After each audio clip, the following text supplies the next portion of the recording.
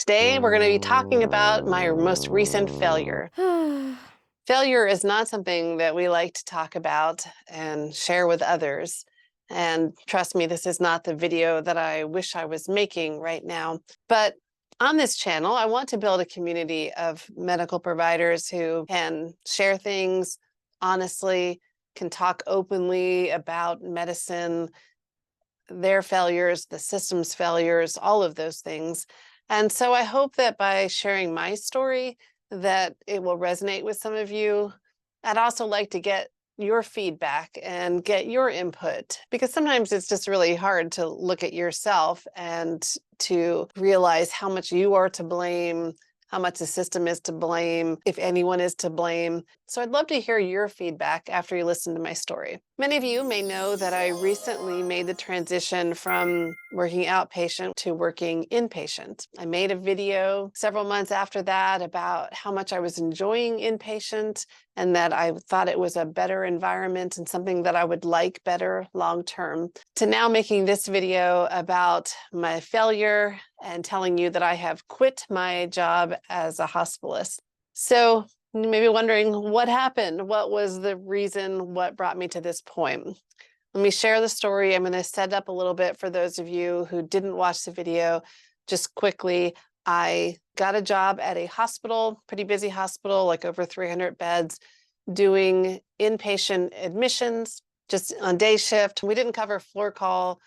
We didn't round on patients. We just handled admissions. So the plan when I got hired was that I would go through the training process, which would be about 5 to 6 weeks of training, and then I would be working on my own. The training was more full-time. This particular hospital had the hospitalist working 7 days on, 7 days off. So if you had 5 to 6 weeks worth of training, that equates to like about 3 months of time. And after that, I'd be on my own, but then I would just be working PRN. I would be picking up shifts when they need it.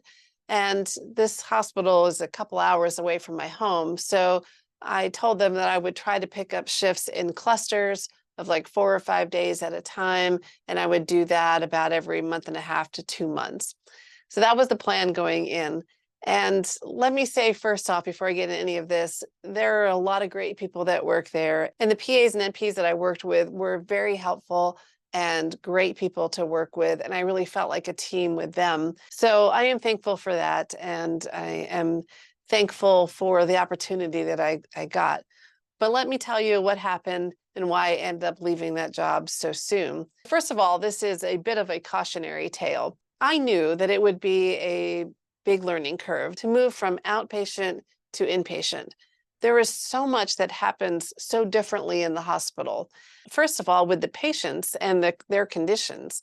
Yes, I've seen lots of those conditions in the outpatient setting. I've worked with patients that have congestive heart failure and hypertension and asthma and COPD, but it's a whole different ballgame when you're working with them on the chronic side versus being the person in the hospital that has to then solve that immediate acute problem, and the patient has moved into a higher acuity bracket. So I knew there was going to be a big learning curve there, but I always have this confidence that I can do it.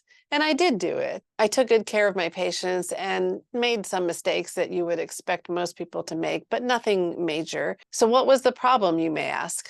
Well, it comes down to the problem that I have every single time in every job that I've had since I've started working in medicine in 2016.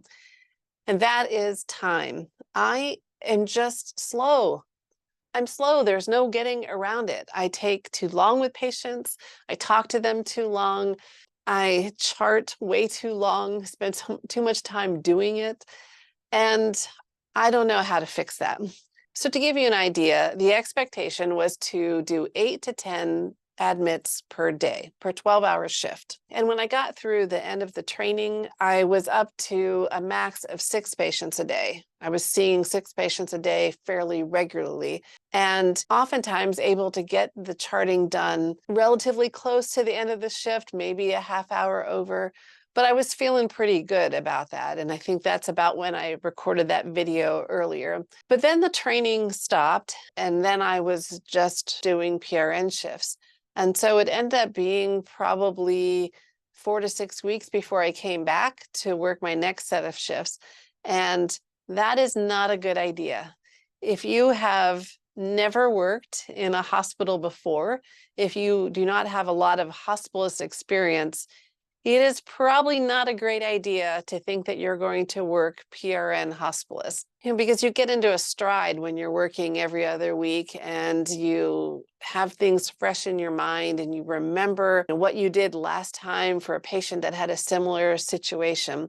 But when you're gone for a while and your mind is focused on other things, you come back, it's like having to get back in the groove of things again and then try to remember.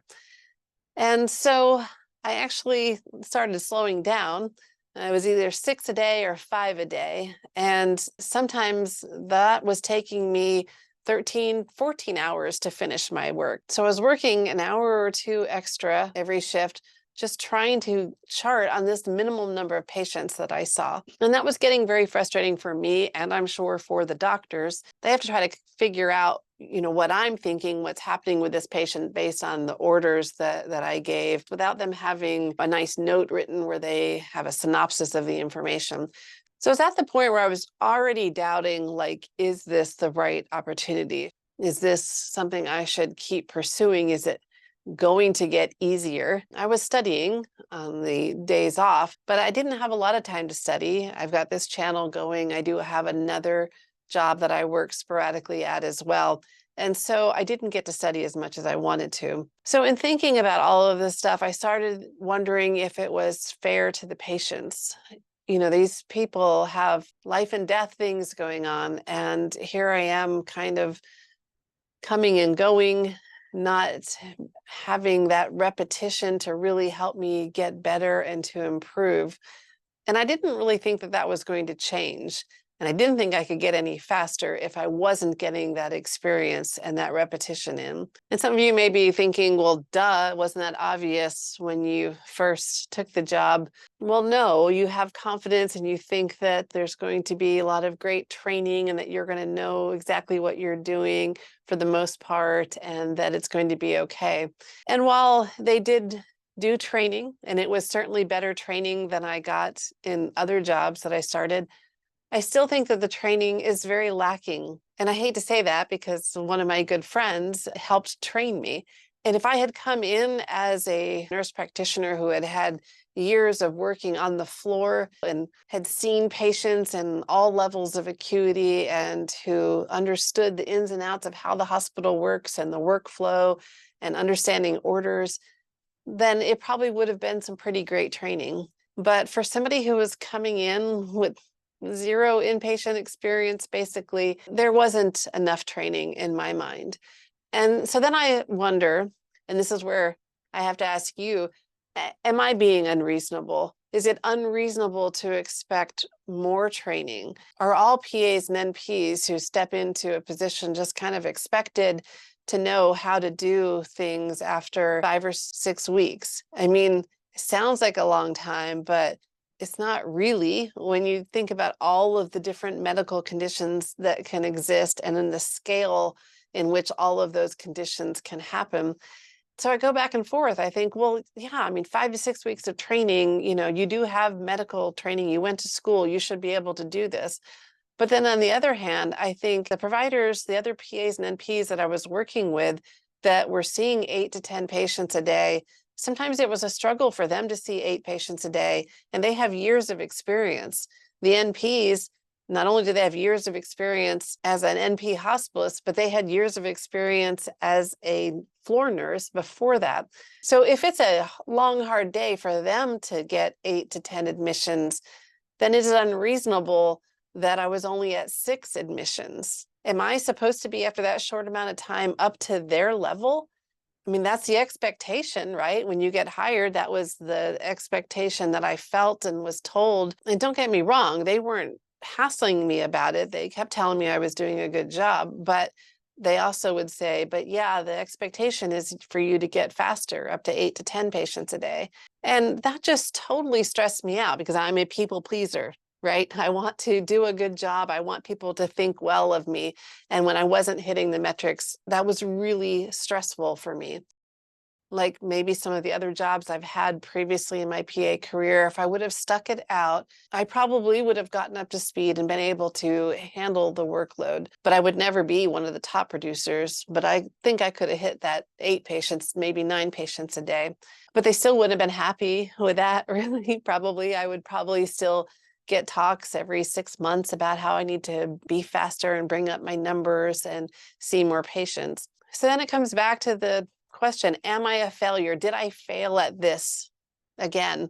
I tell you, I've never failed at things in my life. I've always been, a high achiever. Any job I've ever worked at, I always kind of was the cream of the crop, but not in medicine. If you want to feel like a failure, if you want to just revel in insecurity, then I advise you to start working in medicine, because most likely it'll happen.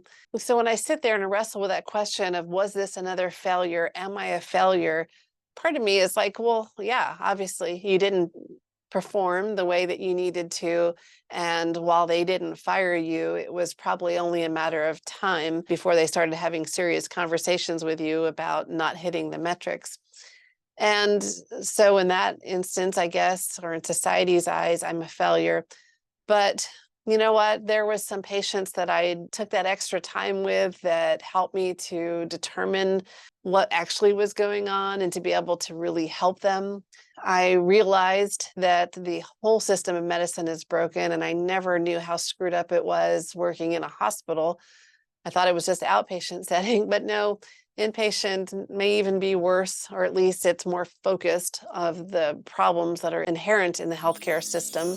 It's problematic when you're being forced to see more patients than you feel like you can get through. It's problematic when the doctors don't have time to spend with you and talk to you. It's problematic when you don't have time to spend with your patient to really find out what's going on. So this may be wrong, or people may disagree, but I feel like the system is more of a failure than I am. Obviously, I think that both of us have room for improvement and ways that we can get better, but I don't feel that bad about leaving. I feel bad about leaving them and wish that I could have performed better and been somebody that could come in and give them relief, because I know that they need it. They're short-staffed. But I don't feel bad about my decision to leave a job that was making me miserable. And I guess I'm kind of different that way. A lot of people really just stick with their jobs because they want that security. They want to prepare for their future and have everything lined up for when they retire. And yes, of course, I would love to have that. I would love to know that my retirement is secure, but I don't know what's going to happen. Am I going to live to see retirement? What is going to happen in the world? Are the banks going to implode and lose all my money? Or maybe the positive side, maybe I'll win the lottery, or maybe I'll marry a guy who's got tons of money. Maybe I'll build this business and it will replace my PA income. Who knows? But I do know that I was miserable doing this job. I was afraid, and that's no way to practice medicine. I didn't feel like it was the best thing for patients if I didn't have the time and energy to devote to doing this more full-time and to studying more. So I think overall it was the right decision. And I'm not really that sad about it. In fact, I'm pretty excited and happy about it. I have the opportunity to spend more time in my business and do the things that I really enjoy. I love interviewing PAs and NPs and finding out the cool things that people are doing and learning more about the world and about myself as I build this business. I'm also excited because there's new things that I'm going to be sharing on the horizon. And one of those coming up pretty soon is going to be book reviews. So if you're a book lover too, then watch for my book reviews. I'm going to try to make them short and sweet. We already know I have a problem with doing things too slow, but I'm going to try to make them like 2-minute book reviews, and hopefully we'll share some great books that will enrich your life. And I hope to share more content about how to make changes in your life that will bring you joy, and whether that's changing your career within medicine or changing it to something entirely different. But for now, I'll put some videos here that I think you might find interesting and that may help you if you are looking to transition or start a new career. Thanks for watching, and as always, take care, stay sane, and I'll see you next time on the Medicine Couch. Bye.